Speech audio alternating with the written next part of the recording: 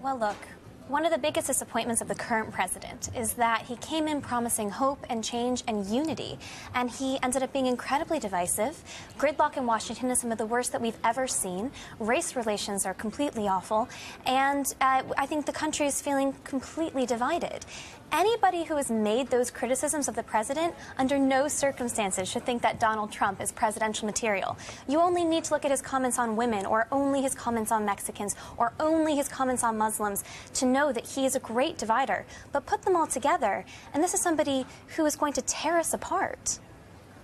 You see, you say that, but that's not what the polls show. Donald Trump's doing really well with women, and he's doing better with Hispanics than, what is it, any Republican since the 1920s? He's doing great with all the minorities that commentators like to say that he's somehow bigoted against. He's doing great with everybody. He's even doing great with Democrats. 20% of Democrats said they'd vote for Donald Trump. So, you know, you hear a lot about Donald Trump being this sort of offensive, clownish populist figure, and he is a populist, and people love it. These polls are terribly skewed at the moment because there's so many Republicans on that national stage. People are looking to him. They're, big fans of his, but they're only at that 30% mark. He has never polled over that 35% mark, and that's because his unfavorability ratings are sky high. They're so much higher than any previous presidential candidate who's actually looking to get the nominations has been. People are polling at 60%, 55%, saying that they will never vote for him. So yes, at the moment, because other people are splitting the votes, he's doing very well. But when you have 60% of the population saying they will never vote for this man ever, put him up against Hillary Clinton, put him up against Bernie Sanders, and he will fail. Well, you say that, but there's been a recent change in the polls. It used to be the case that he was trailing. His unfavorability ratings are his still unfavorability ratings high. Aren't great, but he was trailing Hillary. You know, if he wins the nomination, he was trailing Hillary by what, 10 percentage points? Huge, 20 percentage Not points. Anymore. He's now 3 points ahead, 4 points ahead, and some of the polls put him 5 points ahead. What scares people about Donald Trump is they want to attack him the way the media always attacks anybody popular and who actually speaks in plain language to ordinary people about the things they care about, whether it's immigration or jobs or whatever. But is he a misogynistic racist? Of course not. He just speaks plainly, and he doesn't mind who he offends because he thinks that the subjects he talks about matter. And when he said last night in the debate, he responded brilliantly to the allegation that he was an angry man. He said, yeah, I am angry, and here are the reasons why. And everybody in that room was behind him. But if you want somebody who's actually going to attack the anger that Americans are feeling towards the elites, and you want someone who's actually going to stand up and do that, the ultimate you need candidate somebody for that. who, A, has a policy. I'm just asking for one. I mean, the man flip-flops on every single issue. All he says is, I'm going to make America great again. He's totally consistent on immigration. And by the way, saying that millions of people, regardless of who they are individually, cannot come into your country is not an immigration policy, it's also not constitutional. As Rand Paul has pointed out many times, so much of what he proposes... People agree with him. And, people do not agree with overthrowing the Constitution in America. I promise you that. Donald Trump was saying, let's look at whether we should have a temporary halt on Muslim immigration before Cologne. Now Cologne has happened, the whole game has changed. I don't think Americans the whole game are watching has changed. Germany, and they're thinking, oh my goodness, we do not want this in America. I don't think and that the only Americans have Republican become racist candidate, Don't do pointy fingers. The only Republican candidate who was saying this was Trump. Trump has been right about immigration, over and over and over again, and he's been ahead of everybody else doing it. There are deeply conservative candidates like Senator Ted Cruz who are very skeptical of immigration and who have come down hard, who have even said, I want to build a wall with Mexico. Now, I don't particularly... Well, he said it after Trump. I don't particularly want to subscribe to that, but there are other candidates out there who are offering these ideas to voters. And they're polling at 2-3%. Ted Cruz is about to beat him in Iowa. You know what? There are other candidates... No. I think the bigger point here is that I am completely understanding of Americans who are frustrated and skeptical of the current system now. What I don't understand is how, when you have other options, you could possibly say that somebody who has been so sexist and so rude against other ethnicities... And women don't agree with you. Hispanics don't agree with you. Most of Blacks them do. don't agree with you. They don't. That's a generalisation, surely. No, it's based on poll numbers.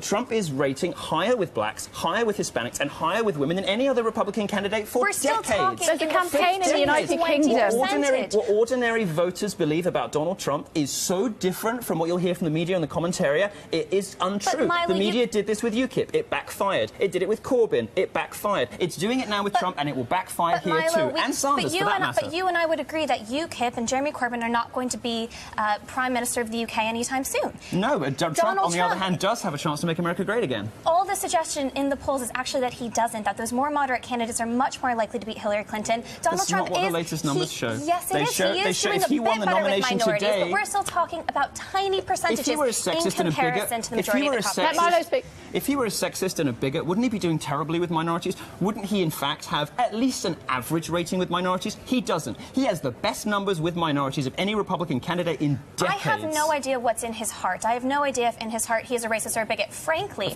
I think I'm not sure he is either. He's such a populist. Look how many women are in his businesses. He is such a populist that I think if Americans were skeptical of young white women coming into the country, he would go on TV and say that we should ban them. He is such a populist. All he is doing is trying to feed in to what he thinks is going to make him a winner and get him votes, which is why we've seen him flip-flop on every single issue. He's been willing to say anything. I think people are feeding into him to some extent because they like that he isn't PC, they like that he's an alternative to the establishment, but a man who had the opportunity to actually talk about the serious issues ran with fear and emotion and has made outrageous and hurtful and wrong comments. He's lied on air. You see, where we differ is rates. I don't care about feelings. I don't care Do you care about offense facts? taking. Do you care about the facts? Do you care about lying about the number of people? I don't care about offense taking. I don't care about feelings. You say, oh, he's so offensive, he's so bigoted, he says the awful things about women. American voters don't care either. They agree with him and they agree with me. I care about facts and I care about the Constitution and I care about upholding the rule of law. And Donald Trump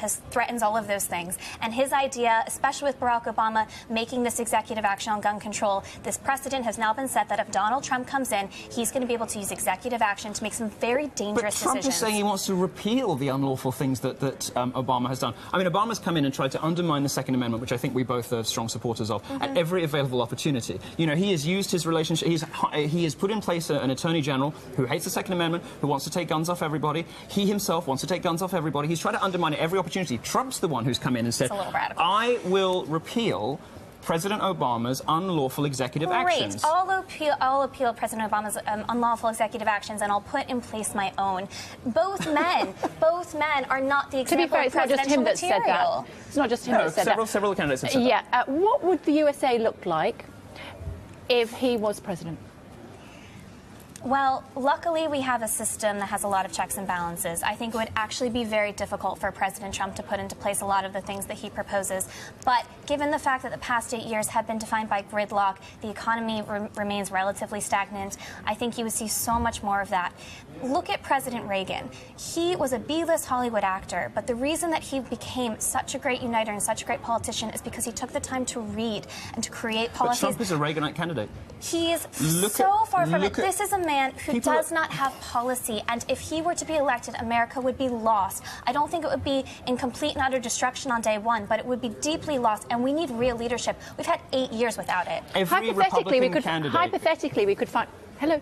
Hypothetically, we could find ourselves in a position where the new President of the United States of America is banned from the United Kingdom. Yeah, because British politicians are idiots, and they would rather spend valuable parliamentary time talking about language policing than fixing poverty or fighting terrorism. Language policing to you, racism to others. No, well, where has Donald Trump been a racist? Black voters love him. Shouldn't we listen to them rather than to, like, white commentariats? Shouldn't we listen to black voters rather than white people on TV saying that Donald Trump's such a racist? Black people don't agree. Milo and I agree on this point, but for completely different reasons. I don't think that Donald Trump should be banned from the UK.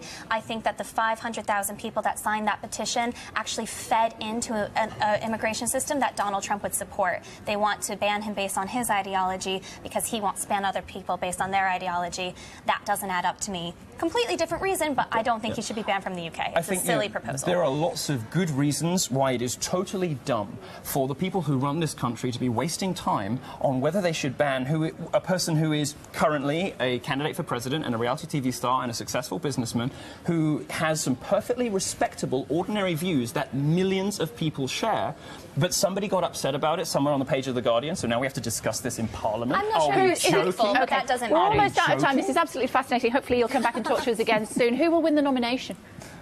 Oh, gosh. Donald Trump. Wait your turn, Milo. Sorry. That's unlikely. I'm just so excited about him. I'm sure. I'm split at the moment. If I had to pick now based on the polling, it's between Senator Marco Rubio and Senator Ted Cruz. I think what happens in Iowa and New Hampshire in the next few weeks will determine that frontrunner. Your turn. Can't stump the Trump. Donald Trump is going to win. He's going to get the nomination, absent sort of gerrymandering from the Republican establishment, which is still a possibility. He will win the nomination. What the latest polls show is if he does, he'll beat Clinton. And he'll make America great again? He will make America fabulous. Oh, dear. Told you it was going to be a great debate, didn't I? Hopefully you two will come back again soon. Thanks for It's having great us. to talk to you. Thank you very much.